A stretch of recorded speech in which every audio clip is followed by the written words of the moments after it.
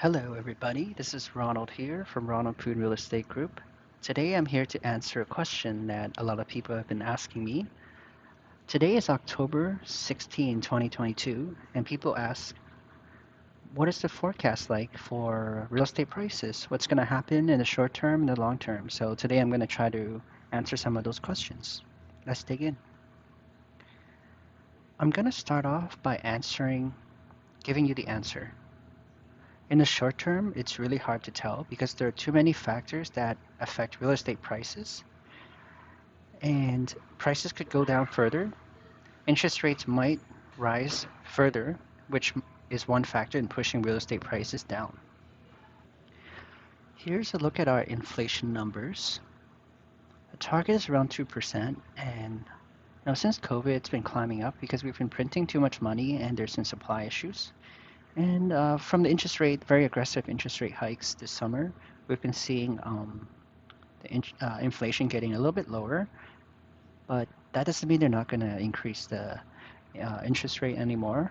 They might really want to try to increase it many more times to make it 2%, but at least it's showing signs of a decrease in interest rates. Here's a little overview on percentage change in Toronto house prices. We see that single family houses have dropped more compared to condos. It's because people who could afford single family homes due to the mortgage stress test now can only afford condos, and people who used to afford townhouses now can only afford condos as well. And people who used to afford condos now are renting, so that's why rent prices have steadily increased. Here's the HPI index, seeing the long-term price trend and a big drop here since January to present September. And as we can see, there's always fluctuations in real estate, but in the long run, I do feel it's an appreciating asset considering Toronto is a great city with a diverse economy. These are the months of inventory of, which is kind of the supply, how many units are for sale versus demand. So the higher the months of inventory, it means it's more of a buyer's market. So right now, compared to 2021, there's way more properties to choose from and not that many buyers competing. And we're above the 10-year average, actually. Canada is aggressively promoting new immigrants because, well, they pay taxes, they help the economy, and they only let in people who, are qualified usually in terms of being economically. So that's one pressure that might push house prices up still. Compared to the rest of the world, Canada is still considered one of the best places to live, especially Ontario. So that's one factor that should keep real estate prices going up in the long term. I would like to thank Alice, for my partner, for preparing a lot of this research for us today. So here's a great article from Point to Homes.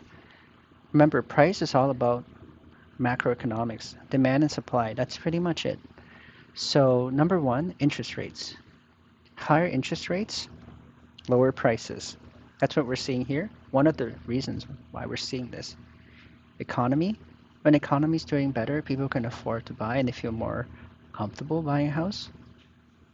Just want to pause for a second to tell you guys why I'm telling you all these factors or prices. It's because I just want to emphasize that it's hard to know exactly where prices are going to go. No one can predict the future.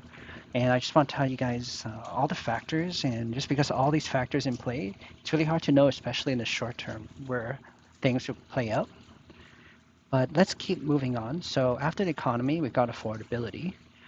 And you can see here, this number here is how many times your income are house prices. Okay? Ontario home prices relative to young people's full-time earnings. So it takes 22 years at this time. And I think this has went down a bit since the drop. This is a slightly older article, but this is one sign that, potentially real estate prices will drop down a bit, because if it doesn't, people might, rather move somewhere else and get maybe even a lower paying job so they can afford a house. That being said, average income is higher in Toronto. So some may choose to stay in Toronto for that high income and the prestige of a good job and opportunity. So there's the other side of the coin. Another factor is immigration. The higher immigration rates, more demand, pushing prices up. So I'll show you some statistics here. Number of new immigrants coming to Ontario versus new housing. So here's supply. Sorry about that. So basically Ontario has a lot of housing projects that are delayed and with a lot of fees, taxes because of the red tape of Ontario. A lot of like safety regulations that take and building permits that take a long time, and they're trying to speed that up. If that gets sped up, there's going to be more supply. And yeah, okay. So now mortgage qualification, that kind of ties into interest rate. Higher interest rate means you can qualify for less money usually because um, it's more, your payment's going to be higher due to the interest, the stress test. So now here's some factors that influence supply. I already mentioned new homes and permits actually. They're trying to streamline the process for permits. Active listings. Right now, many sellers don't want to give away their property and they do believe in the long-term, you know, appreciation of real estate. So if more and more sellers all come together and say, we're not selling at this low price, then prices might see a rebound going up going forward. But the other side of the coin is that if those people are living paycheck to paycheck and they can't afford their mortgage, then they have to sell or else they will get foreclosed on. Here's some of recent news. There might be more interest rate hikes coming because you guys can Google this hawk versus dove policy.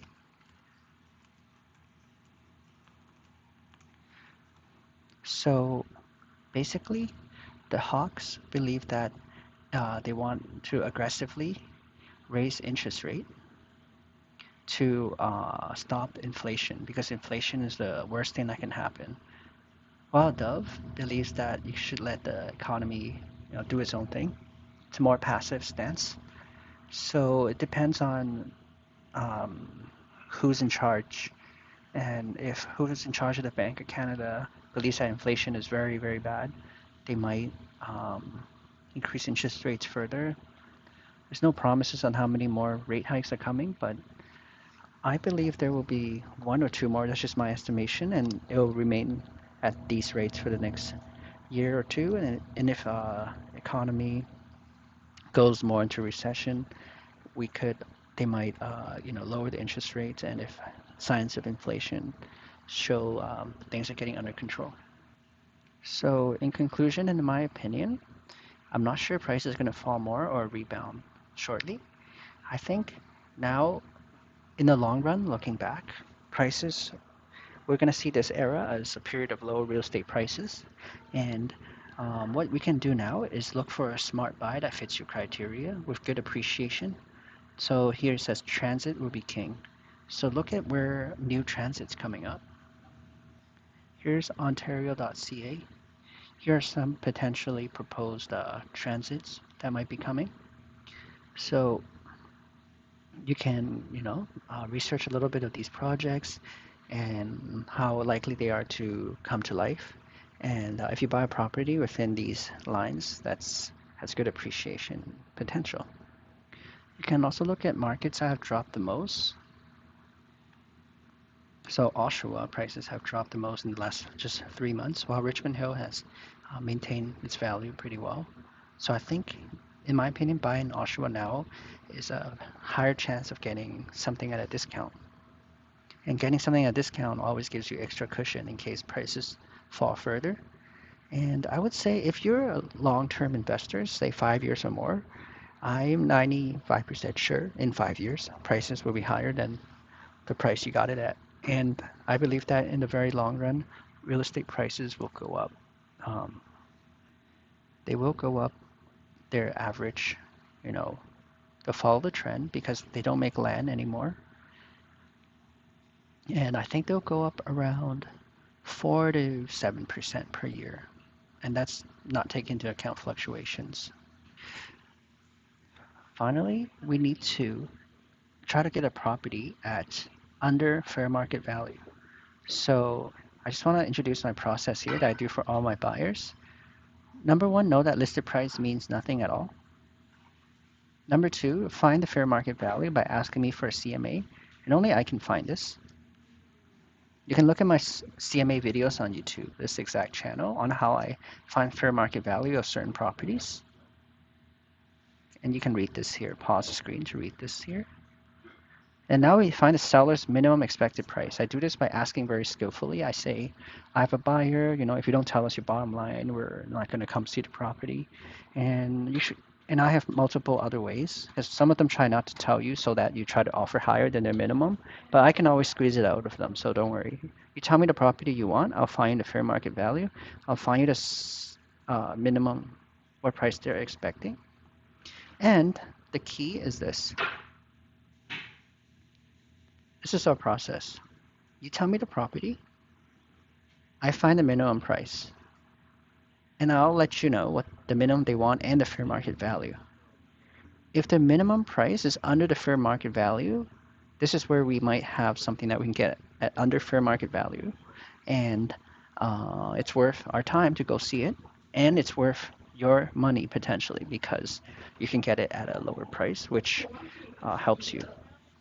Finally, we also need to find out the maximum price you're able to offer, and that is your pre-approval.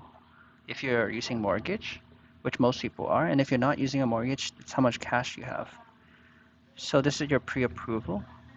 So you got to make sure that the seller's minimum expected price is under your pre-approval, because if it's under your pre-approval, then you have a chance.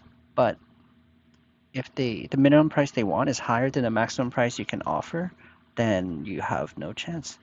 Anyways, I hope you guys enjoyed this video, and please message me on WhatsApp or email and to chat anytime about anything I said in the video. Take care, guys.